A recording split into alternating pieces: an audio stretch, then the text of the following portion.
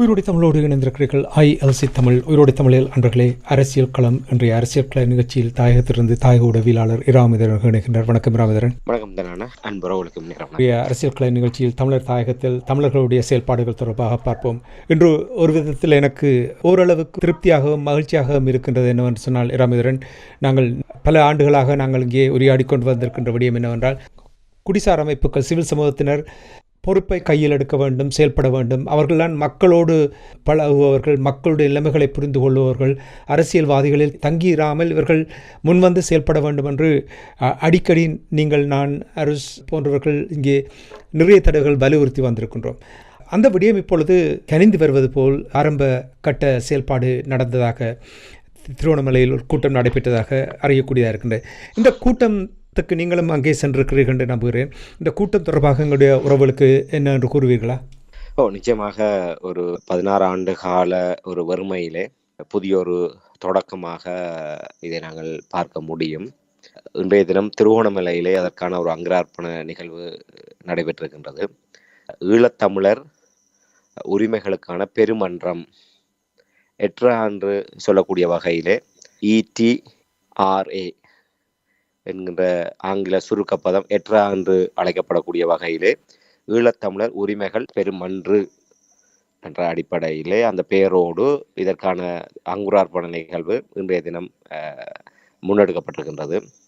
அதோடு திருவோணமலை பிரகடனம் என்கின்ற ஒரு பிரகடனமும் இன்றைய தினம் வெளியிடப்பட்டிருக்கின்றது. இன்றைய காலகட்டத்திலே இந்த அமைப்பினுடைய நோக்கம், அது ஏன் உருவாக்கப்பட்டது, அதனுடைய இலக்கு என்ன என்கிற விடயங்கள் எல்லாம் இன்றைய நிகழ்விலே தெளிவுபடுத்தப்பட்டது. அது மட்டுமல்லாமல் அந்த திருவோணமலை பிரகடனத்திலே என்னென்ன விடயங்கள் உள்ளடக்கப்பட்டிருக்கின்றது, அது எதை நோக்கியதாக இருக்கின்றது என்கின்ற அடிப்படையிலே இந்த விடயம் கொண்டு வரப்பட்டிருக்கின்றது. அதிலே சிவில் அமைப்புகள் பல தரப்பினர்களை பங்கு பெற்றி இருக்கின்றார்கள். வடக்கு கிழக்கிலிருந்து குறிப்பாக தென்கயிலை ஆதீனம், சிவகுரு ஆதீன குரு முதல்வர் தவ திருவேலன் சுவாமிகள், திருகோணமலை மறைமாவட்ட ஆயர் நோயல் இம்மனுவேல், அதேபோன்று மட்டக்களப்பு மாவட்ட அமெரிக்கன் மிஷன் அருட்பணி லுக் ஜோன் மற்றும் சிவில் அமைப்புகளைச் சேர்ந்த சிவயோநாதன், சீலன் மற்றும் வலிந்து காணாமலாக்கப்பட்டவருடைய உறவுகளுடைய சங்கத்தினுடைய கிழக்கு மாகாணத்தை பிரதிநிதித்துவப்படுத்துகின்ற 3 மாவட்டத்தினுடைய பிரதிநிதிகள் அதில் பங்கு பெற்றிருந்தார்கள். அதாவது மட்டக்களப்பு, அம்பாறை, திருகோணமலை ஆகிய 3 மாவட்டங்களை உள்ளடக்கிய அந்த வலிந்து காணாமலாக்கப்பட்டோருக்கான உறவுகளுடைய சங்கம் சார்பில் பிரதிநிதிகள் பங்கு பெற்றிருந்தார்கள். அதே போன்று கிழக்கு பல்கலைக்கழக மாணவர் ஒன்றியத்தை சேர்ந்த பிரதிநிதிகளும் அதிலே பங்கு பெற்றிருந்தார்கள். அதேபோன்று மட்டக்களப்பு மாவட்டம், அம்பாறை மாவட்டம், திருகோணமலை, கிளிநொச்சி, யாழ்ப்பாணம் என்ற அடிப்படையிலே வடகிழக்கை சேர்ந்த மாவட்டங்களில் இருக்கின்ற சிவில் அமைப்புகளை சேர்ந்தவர்கள் மற்றும் அமைப்புகள், புத்திஜீவிகள் என்ற அடிப்படையிலே ஒரு கணிசமானவர்கள் இன்றைய அந்த நிகழ்விலே பங்கு பெற்றி இருக்கின்றார்கள்.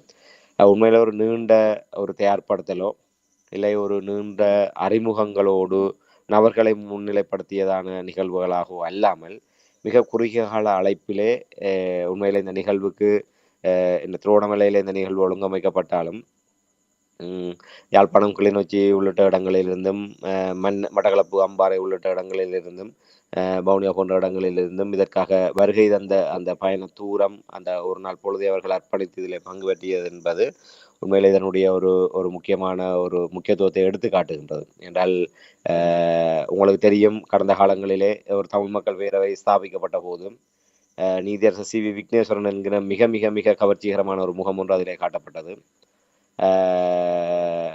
அதோடு அரசியல் தரப்புகள் ஒரு ஒரு அதுக்கான ஒரு பெரும் பின்புலம் ஒன்று அதில் இருந்தது. அப்போ அதற்கான எதிர்பார்ப்பு, ஒரு கவர்ச்சி என்பது அதிகமாக இருந்தபோது அதை நோக்கிய அணிதிரட்சி என்பது அதற்காகவே அது ஒரு சாதகமாக பார்க்கப்படக்கூடிய ஒரு நிலைமை இருந்தது. ஆனால் இன்றைய இந்த நிகழ்வு என்பது அவ்வாறு இதில் யார் முன்னிலைப்படுத்தப்படுகின்ற ஈழத்தமிழ் மக்களுடைய இந்த விவகாரத்தை அடுத்த கட்டத்துக்கு முன்னகர்த்து செல்லக்கூடிய ஒரு சிவில் அமைப்பினுடைய ஒரு அங்குலார்ப்பணம். அதே நேரத்தில் இந்த அரசியலமைப்பு விவகாரங்களிலே தமிழ் மக்களுடைய தீர்வு விடயத்தை எவ்வாறு கையாள வேண்டும் என்பது தொடர்பான ஒரு ஒரு ஒரு தீர்மானகரம் மிக்க விடயத்தை முன்னெடுக்க வேண்டும் என்கின்ற ஒரு ஒரு ஒரு அறிமுகத்தோடு விடுக்கப்பட்ட அழைப்பை ஏற்று இதிலே வந்தவர்கள் உண்மையிலே அது பெரிய ஒரு ஒரு ஒரு முக்கியத்துவம் வாய்ந்த ஒன்றாகத்தான் நான் கருதுகின்றேன். அந்த அடிப்படையிலே எந்தவித நபர்களையும் முன்னிலைப்படுத்தாமல், ஒரு தரப்பை முன்னிலைப்படுத்தாமல், யார் இதில் பங்கு பெற்றிய ஒவ்வொருவருமே இந்த அந்த கொள்கை ஆவணம் தான், அந்த எட்ராவினுடைய அந்த கொள்கை நிலைப்பாடு, அதோடு திருவோணமலை பிரகடனம், இந்த விடயத்தை ஏற்றுக்கொள்கின்ற ஒவ்வொருவரும் அந்த எட்ரா அமைப்பாக மாறக்கூடிய ஒரு சூழலைத்தான் இந்த நிகழ்வு எடுத்து காட்டியிருக்கின்றது. இப்போ ஏனைய நிகழ்வுகளிலே மற்ற நிகழ்வுகளிலே இதில் இன்னர் இருக்கின்றார்கள், மற்றவர்கள் பார்வையாளர்களாக இல்லை ஒரு ஒரு தரப்பாக இருக்கக்கூடிய ஒரு நிலைமை இருந்தது. ஆனால் இது அவர்கள் அது ஒரு மாறுபட்ட நிலைமையிலே அந்த விடயத்தை கையாண்டிருக்கின்றார்கள். ஆகவே இதில் ஒரு ஒரு ஆரம்பகட்ட நிகழ்வாக இந்த விடயத்தை தொடக்கப்பட்டிருக்கின்றது. அதனுடைய தொடக்கம் என்பது ஒரு நம்பிக்கை தரக்கூடிய ஒன்றாக இருக்கின்றது என்பதைத்தான் இந்த இடத்திலே பதிவு செய்யக்கூடியதாக இருக்கின்றது. நீங்கள் கூறுவதை பார்க்கும் பொழுது மக்களை முன்னிலைப்படுத்தி அடக்கமாக சிவில் சமூகத்தினர் இந்த கூட்டத்தை நடத்தியிருக்கிறார்கள். ஈழத்தமிழர் உரிமை பெரும் மன்று என்று நீங்கள் கூறினீர்கள். இனி இப்பொழுது நீங்கள் கூறினீர்கள் இராமேந்திரன், பிரகடனம் வெளியிட்டார்கள் என்று கூறினீர்கள். இந்த ஒன்று கூடலின் பொழுது என்ன இந்த பிரகடனத்தினூடாக என்ன விடயங்களை அங்கே அந்த விடயங்கள் அடக்கி இருக்கின்ற கூற முடியுமா? உண்மையில இந்த எட்ரா அமைப்பு அடிப்படையிலே உள்ளக பொறிமுறையை நிராகரித்து வெளியக பொறிமுறை ஊடாக ஈழத்தமிழ் மக்களுடைய விவகாரத்தை கையாளுவதை ஊக்கப்படுத்தக்கூடிய வகையிலான முன்னெடுப்பாகத்தான் இந்த எட்ரா என்பது, அதாவது சர்வதேச வகிபாகம் என்கின்ற ஒரு இலக்கை நோக்கியதாக எவ்வாறு நகர்வது என்பதற்கான ஒரு விடயம். ஆகவே மிக தெளிவாக அதில் சொல்லப்பட்டிருக்கின்ற ஒரு நிலைப்பாட்டை அடிப்படையாக கொண்டு திருவோணமலை பிரகடனம் என்கின்ற ஒரு பிரகடனம், அதிலே தமிழ் மக்களுடைய தாயகம், தேசியம், தன்னாட்சி உரிமை என்ற விடயங்கள் எல்லாம் அதிலே அந்த வரலாற்று சான்றாதாரங்களோடு அந்த விடயங்களை அதிலே சுட்டிக்காட்டி ஏனைய தமிழ் பேசும் சமூகங்களுக்கு இருக்கின்ற உள்ளக சுயநிர்ணய அடிப்படையிலே அவர்கள் விரும்புகின்ற முன்வைக்கின்ற தீர்வை பரிசீலித்து அதை சாதகமான நிலைமையிலே அதை ஒரு இணக்கப்பாட்டுக்கு வருவதோ இல்லை ஏற்றுக்கொள்கின்ற விடயத்து ஒரு அணுகுமுறை, அதில் அங்கே அந்த விடயம் எல்லாம் அதிலே உள்ளடக்கப்பட்டிருக்கின்றது. அது மாத்திரமல்லாமல் ஏற்கனவே வட்டுக்கோட்டை தீர்மானம், அதற்கு பின்னரான அந்த இடைக்கால அரசு, அப்படியான விடயங்கள் எல்லாம் இதிலே தொட்டு செல்லப்பட்டிருக்கின்றது. அதில் மிக முக்கியமாக அந்த 157A அரசியலமைப்பில் இருக்கின்ற 157வது பிரிவு ஏ சரத்து அடிப்படையிலே ஒரு தவறாக பிழைகோடல் கொள்ளக்கூடாது. அதாவது நாங்கள் சுயநிர்ணய உரிமை இல்லை அந்த வட்டுக்கோட்டை தீர்மானத்திலே சொல்லப்பட்டிருக்கின்ற விடயம், தந்தை செல்வநாயகம் அவர்கள் வட்டுக்கோட்டை அந்த 77ஆம் ஆண்டு தேர்தலுக்கு போது இனிமேல் அந்த அறவழி அரசியல் வழியான இது தோல்வியடைந்த நிலைமையிலே பிரிந்து சென்று தமிழர்கள் தமிழீழமாக தனி அரசாக அமைவதொன்றுதான் ஒரு தீர்வாக இருக்கும் என்பதை தந்தை செல்வநாயகம் அவர்கள் குறிப்பிட்ட விடயம். அந்த விடயங்களை எல்லாம் சுட்டிக்காட்டி இப்படியான விடயங்களை நாங்கள் அரசியலமைப்பு விடயத்தின் போது நாங்கள் கையில் எடுக்கின்ற போது ஏற்கனவே அந்த உச்ச நீதிமன்றம் சொன்ன ஒரு விடயத்தையும் அதிலே மேற்கோள் காட்டி, அதாவது இந்த அரசியலமைப்பு விடயங்கள் தொடர்பாக இப்படியான ஒரு விடயங்களை கையில் எடுக்கின்ற போது 157A அந்த சரத்தை, அதாவது அந்த நடவடிக்கை எடுக்கின்ற தரப்பு அதை கருத்தில் எடுக்கக்கூடாது. இப்ப 157A என்பது இலங்கைக்குள்ளாக பிரிவினைவாதத்தை கோருவதோ அதற்கு ஆதரவாக செயல்படுவதோ இல்லை நாடு கடந்து செயல்படுவதோ முற்றாக ஒரு தடை செய்கின்ற இல்லை அது ஒரு தேச விரோதமான நடவடிக்கையாக வரையறுப்பதுதான் அது. ஆனால் உச்சநீதிமன்றம் இந்த விடயத்தை சொல்லி இருக்கின்றது, அரசியலமைப்பு விடயம் தொடர்பாக ஒரு விடயங்களை முன்வைக்கின்ற போதோ இல்லை அந்த அந்த கண்ணோட்டத்தில் இந்த விடயங்களை பார்க்கின்ற போதோ இதை மீறுகின்ற செயலாக பார்க்க முடியாது என்ற அடிப்படையிலே அதை சுட்டிக்காட்டி எங்களுடைய இந்த நிலைப்பாடு என்பது அவ்வாறு 157 பிரிவின் அடிப்படையிலே இது ஒரு பிரிவினைவாதமாகவோ இல்லை அதை ஊக்குவிக்கிற செயல்பாடாகவோ இல்லை அதை வலுப்படுத்துகின்ற செயல்பாடாகவோ பொருள்கோடில் கொள்ளக்கூடாது என்கின்ற ஒரு விடயத்தையும் அங்கே கடைசியாக சுட்டிக்காட்டப்படுகின்றது. அதே நேரத்தில் இதில் மிக முக்கியமாக சொல்லப்பட்டிருக்கிற விடயம் என்னவென்று சொன்னால், இலங்கை அரசாங்கம் புதிய அரசியலமைப்பு என்கின்ற ஒரு விடயத்தை கொண்டு வரப்போகின்றது.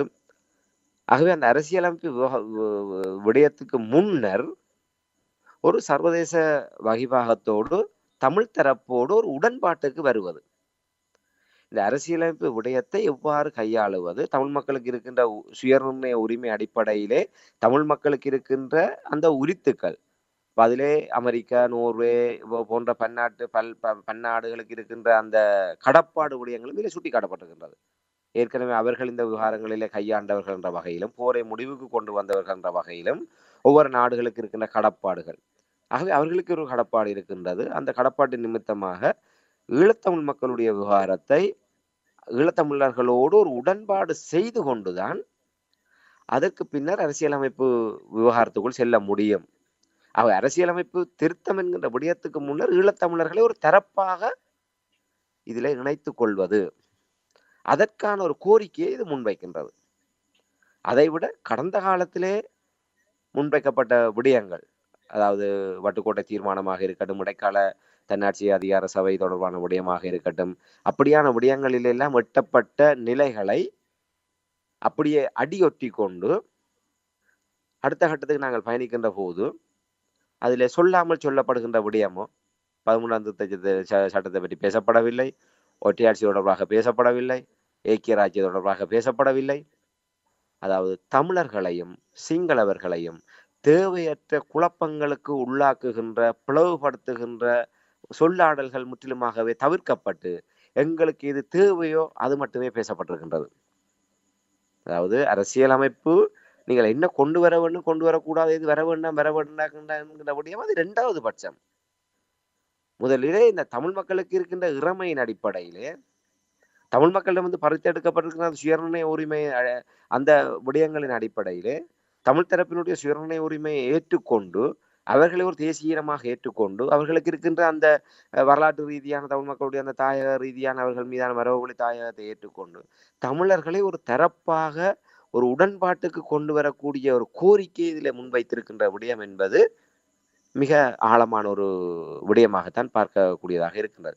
இதில் அரசியல் தரப்பினர், சிவில் தரப்பினர் எல்லோருமே எந்த விதமான ஒரு நெருடல்களும் இல்லாமல் இதோடு பயணிக்கக்கூடிய வகையிலே இல்லை இதை பின்தொடரக்கூடிய வகையிலானதாகத்தான் இது முன்வைக்கப்பட்டிருக்கின்றது.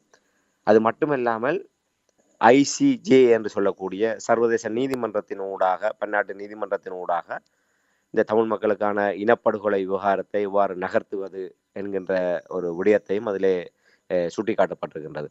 இவை எல்லாத்தையும் விட மிக முக்கியமாக இந்த ஆவணத்தினுடைய அந்த மொழி நடை என்பது, இதிலே பின்னணியில இருந்து உழைக்கக்கூடிய புலம்பெயர் தேசத்தில் இருக்கின்ற ஈழத்தமிழ் புத்திஜீவிகள் இல்லை இந்த சர்வதேச விவகாரத்தை கையாளக்கூடிய அனுபவம் வாய்ந்தவர்களினால் மிக மிக நேர்த்தியாக ஒரு சர்வதேச மட்டத்திலே குறிப்பாக ஐநா மனித உரிமை பேரவையாக இருக்கட்டும் இல்லை வேறு சர்வதேச தரப்புகளாக இருக்கட்டும், சர்வதேசம் புரிந்து கொள்ளக்கூடிய மொழி நடையிலே இந்த ஆவணம் தயாரிக்கப்பட்டிருக்கின்றது.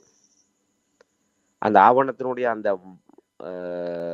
வாக்கிய அமைப்புகள், சொல்லாடல்கள் ஒரு எளிதாக ஒரு இலகு தமிழில் வாசித்தறிகின்ற போது இதை புரிந்து கொள்ளக்கூடிய அளவுக்கு இதை எங்களால் புரிந்து கொள்ள முடியாது மேலோட்டமாக. ஆனால் இந்த சொல்லாடல்களுடைய ஆங்கில பதத்தை அவர்கள் சர்வதேசம் பார்க்கின்ற போது அவர்கள் வாசிக்கின்ற அந்த கணப்பொழுதிலே இதனுடைய உள்ளார்ந்த அர்த்தங்களை புரிந்து கொள்ளக்கூடிய அந்த சர்வதேசத்துடைய மொழியிலே இது தயாரிக்கப்பட்டிருக்கின்றது. அதுதான் மிக மிக சிறந்த ஒரு சாதகமான முன்னேற்றகரமான நிலைமையாக நான் பார்க்கின்றேன். அங்கே பங்கு பெற்றியவர்களும் அந்த விடயத்தை உணர்ந்து கொண்டிருந்தார்கள். ஏன்னு சொன்னால் இதுவரை காலமும் நாங்கள் ஒரு ஆவணத்தை தமிழிலே தயாரித்து விட்டு அதை ஆங்கிலத்திலே மொழிபெயர்ப்போம். அது ஆங்கிலத்தில் தான் நாங்கள் மொழிபெயர்ப்போம். ஆங்கிலத்துக்கும் இந்த விடயத்தை கையாளுகின்ற சர்வதேச பொறிமுறைக்குமான ஒரு சொல்வாங்க, அந்த டெக்னிக்கல் டேர்ம்ஸ் என்று சொல்லுவாங்க. சும்மா சாதாரணமாகவே ஒரு வழக்கறிஞர்கள் நீதிமன்ற நடவடிக்கையின் போது கையாளுகின்ற சொல்லாடல்கள் என்பது வேறு. நாங்கள் சாதாரணமாக ஒரு தமிழை ஆங்கிலத்தில் மொழிபெயர்ப்பதற்கும் ஒரு அங்கீகரிக்கப்பட்ட மொழிபெயர்ப்பாளர்கள் ஒரு ஒரு ஜனாதிபதிக்கோ இல்ல உயர்மட்டத்தில் இருப்பவர்களுக்கு நாங்கள் எழுதுகின்ற கடிதங்களை மொழிபெயர்ப்பதற்குமான சொல்லாடல்கள் என்பது வேறு. நாங்கள் வார்த்தைக்கு வார்த்தை அப்படியே மொழிபெயர்க்கின்ற சாதாரண மொழிபெயர்ப்பு நிலையிலே இந்த விடயங்களை மொழிபெயர்க்க முடியாது. ஆனால் இதுவரை காலமும் பெரும்பாலும் இப்படியான ஆவணங்கள் அவ்வாறான நிலையில் மொழிபெயர்க்கப்பட்டு தயாரிக்கப்பட்டதாகத்தான் நாங்கள் அவதானிக்கூடியதாக இருக்கின்றது. ஆனால் இந்த ஆவணத்திலே முழுக்க 100% நேரடியாகவே அந்த சர்வதேச தரப்பால் இதனுடைய உள்ளார்ந்த நிலைப்பாடுகளை அறிந்து கொள்ளக்கூடிய வகையிலே அது தயாரிக்கப்பட்டிருக்கின்றது என்பது அங்கே பங்கு பெற்றியவர்களாலும் அது சுட்டிக்காட்டப்பட்டது. மற்றும் அது மாத்திரமல்லாமல் இதிலே எந்த ஒரு அந்த நிகழ்வினுடைய அந்த வெளிப்பாட்டை பார்க்கின்ற போது இதில் யாரும் ஒருவர் முன்னிலைப்படுத்தவில்லை, இவர் தான் இந்த அமைப்பை கொண்டு செல்வார், இதில் பங்கெடுக்கின்ற ஒவ்வொருவருமே இதனுடைய பங்குதாரர் தான் என்கிற அளவிலே இது கொண்டு வரப்பட்டிருக்கின்றது. அதை விட மிக முக்கியமான விடயம், ஏற்கனவே உங்களுக்கு தெரியும் இந்த இவ்வாறான ஐநாவுக்கு கடிதம் அனுப்புகின்ற விவகாரம், இல்லை பிரதமர் மோடி அவர்களுக்கு தீர்வு தொடர்பாக கடிதம் அனுப்புகின்ற விடயம் எல்லாம் அரசியல் தரப்புகள் இல்லை சிவில் தரப்புகளுக்கு இடையே ஒரு உள்ளக கலந்துரையாடல் நடைபெறும். அதிலே முதல் ஒரு வரைபொண்டை செய்வார்கள். அதிலே அவர்கள் உள்ளக கலந்துரையாடல்களை சில திருத்தங்களை முன்வைப்புகளை வைப்பார்கள்.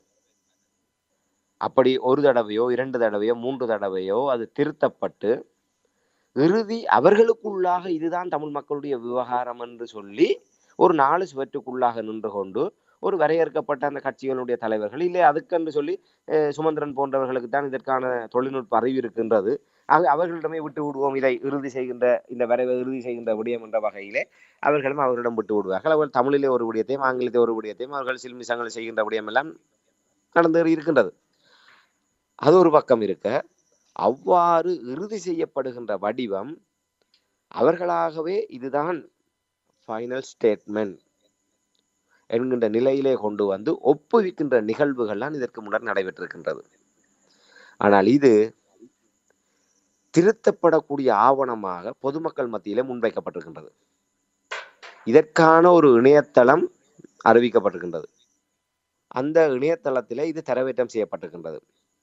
இதனுடைய கொள்கை உள்ளடக்கங்கள், திருவோணமலை பிரகடனம். இந்த திருவோணமலை பிரகடனம் வந்து ஒரு மாற்றத்துக்கு உட்படக்கூடிய அளவில் தான் திறந்த நிலையில விடப்பட்டிருக்கின்றது. மார்ச் மாதம் 15ஆம் தேதி வரை தாயகத்தில் இருப்பவர்கள் இதை நேரடியாகவும் இல்லை இணையதளங்களின் ஊடாக பார்வையிடக்கூடிய உலகெங்கும் பறந்திருக்கின்ற இந்த தமிழ் மக்களுடைய விவகாரங்களிலே ஒரு அக்கறை உள்ள தரப்பினர் இந்த இணையதளத்தின் ஊடாக திருவோணமலை பிரகடனத்திலே இன்னென்ன விடயங்களை சேர்த்தால் நல்லது, மாற்றியமைத்தால் நல்லது என்கின்ற விடயங்களை அவர்கள் தங்களுடைய முன்வைப்புகளாக முன்வைப்பதற்கான ஒரு சந்தர்ப்பம் திறந்து விடப்பட்டிருக்கின்றது. இது மக்கள் மயப்படுத்தப்பட்டிருக்கின்றது. இதில் ஆர்வம் உள்ளவர்கள் அதை படித்து அதில் திருத்தங்களை சேர்ப்பதாக இருந்தால் தங்களுடைய கருத்துக்களை முன்வைக்கப்படுகின்ற போது இதற்கான குழு அதை பரிசீலித்து அதை உள்வாங்கி அதை திருத்தம் செய்ததற்கு பிற்பாடு மார்ச் மாதம் 15ஆம் தேதிக்கு பின்னர் இது ஒரு பொது ஆவணமாக ஒரு தமிழ் மக்களால் உலக தமிழ் மக்களால் ஏற்றுக்கொள்ளப்பட்ட ஒரு கொள்கை ஆவணமாக இது இறுதி செய்யப்பட இருக்கின்றது. ஆகவே இதெல்லாம் ஒரு மிக சிறந்த ஒரு எடுத்துக்காட்டாக நாங்கள் பார்க்கக்கூடிய ஒன்றாக இருக்கின்றது. என்றால் நாங்கள் ஒரு விடயத்தை தீர்மானித்து விட்டு நாங்கள் சொல்வதுதான் தமிழ் மக்களுடைய விடயம் என்கின்ற நிலைமை மாற்றி இதிலே புத்திஜீவிகளாக இருக்கட்டும், சிவில் அமைப்புகளாக இருக்கட்டும், சாதாரண ஒரு தமிழ் குடிமகனாக இருக்கட்டும், தங்களுடைய மனதிலே பட்ட விடயங்களை அதிலே தெரிவிப்பதற்கான ஒரு சந்தர்ப்பம் முன்வைக்கப்பட்டிருக்கின்றது. மிக காலங்கள் குறுகியதாக இருக்கின்றது. ஒவ்வொரு இடங்களிலே மக்கள் சந்திப்புகளை நடத்தி மக்கள் தொடர்பான தெளிவுபடுத்தி கருத்துக்களை கேட்பதற்கு. ஆனால் அதை கூட சாதகமாக பயன்படுத்திக் கொண்டு இவர்கள் முடிவெடுத்திருக்கலாம். ஆனால் இப்படி இணையதளத்தின் ஊடாக அதை திறந்த நிலையில வைத்துக்கொண்டு கிட்டத்தட்ட ஒரு மாசம், இன்றைய தினம் பிப்ரவரி 14, மார்ச் 15ஆம் தேதி, ஒரு மாச கால அவகாசம் இதற்காக திறந்து விடப்பட்டிருக்கின்றது. ஆகவே இந்த எங்களுடைய உறவுகளும் இணைய பக்கத்திலே சென்று இந்த விடயங்களை பார்வையிட்டு உங்களுடைய கருத்துக்களையும் உங்களுடைய பெருமதியான, ஏனால் நாங்கள் ஒரு விடயம் முன்னெடுக்கப்படுகின்ற போது நாங்களும் பங்குதாரராக இருந்து கொண்டு அதை சரி செய்யக்கூடிய வகையிலே இல்லை எங்களுக்கு சரியென்று படுகின்ற விடயங்களை அதிலே நாங்கள் எங்களுடைய கருத்துக்களை தெரிவித்து அதை செம்மைப்படுத்துவதற்கு உறுதுணையாக இருப்பதுதான் சரியான முன்னெடுப்பு. ஒரு விடயம் முன்னெடுக்கப்படுகின்ற வரை நாங்கள் பார்வையாளர்களாக வேடிக்கை பார்த்து கொண்டிருந்து விட்டு முடிந்ததுக்கு பிற்பாடு விமர்சிப்பது என்பது ஒரு அறமற்ற செயல். ஆகவே அந்த சந்தர்ப்பத்தை எங்களுடைய ஒவ்வொருடைய கைகளிலும் இந்த எட்ரா தந்திருக்கின்றது.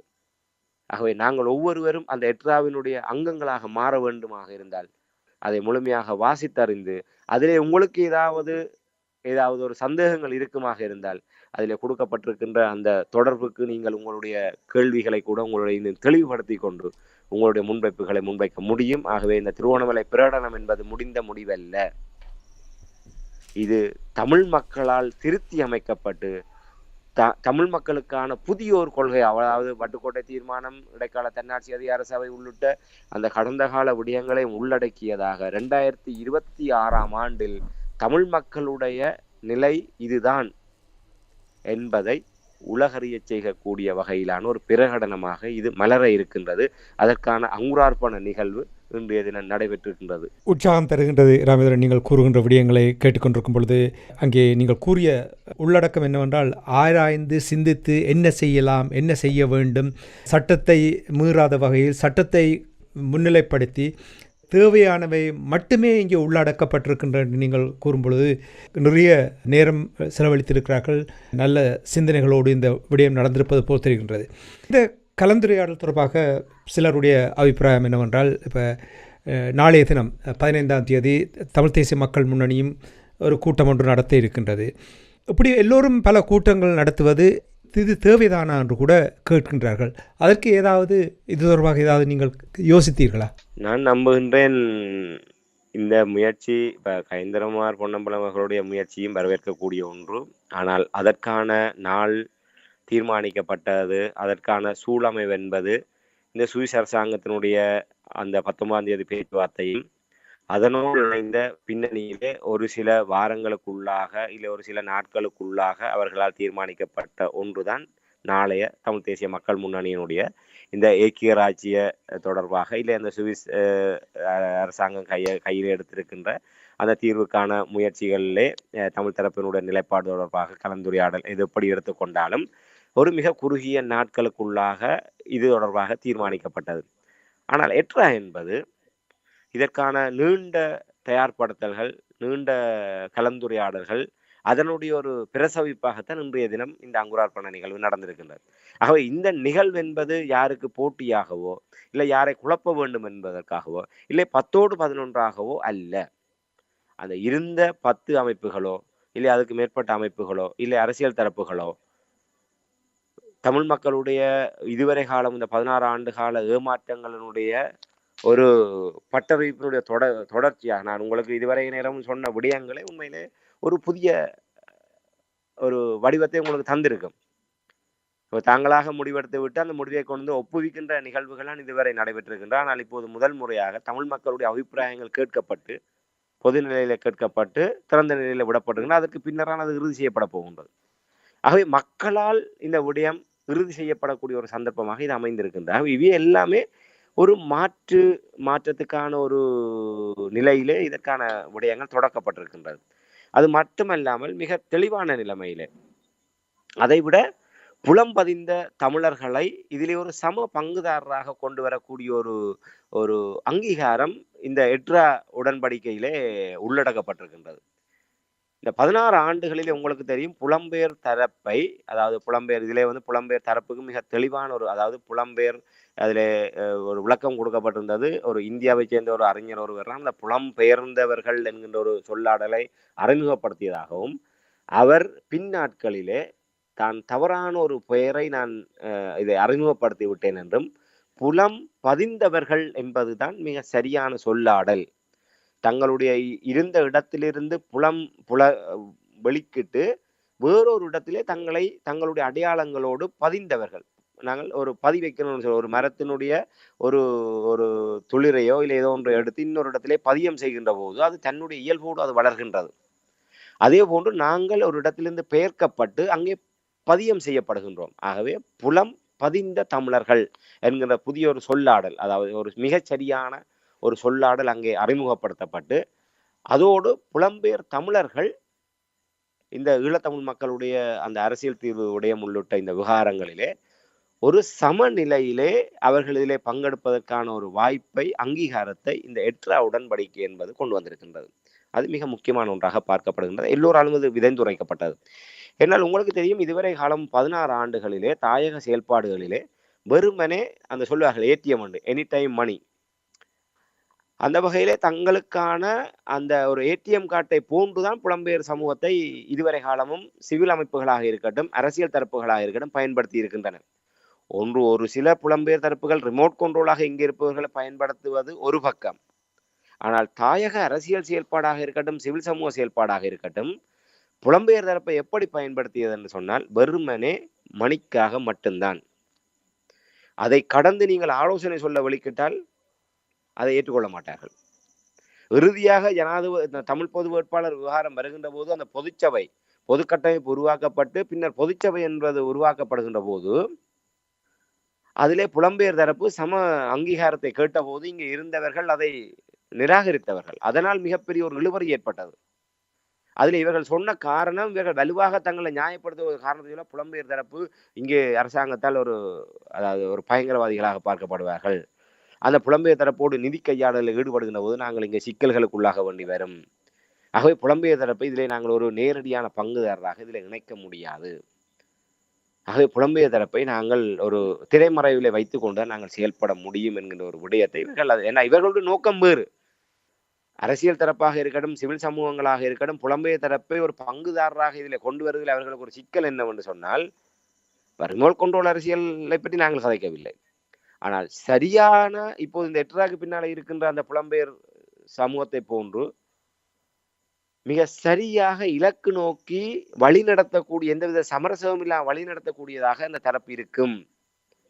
அப்படி தேசத்துக்காக இல்லை விடுதலை அரசியலுக்கு நேர்மையாக செயல்படக்கூடியவர்கள் எவருமே இதுவரை முன்னெடுப்புகள் செய்யவில்லை.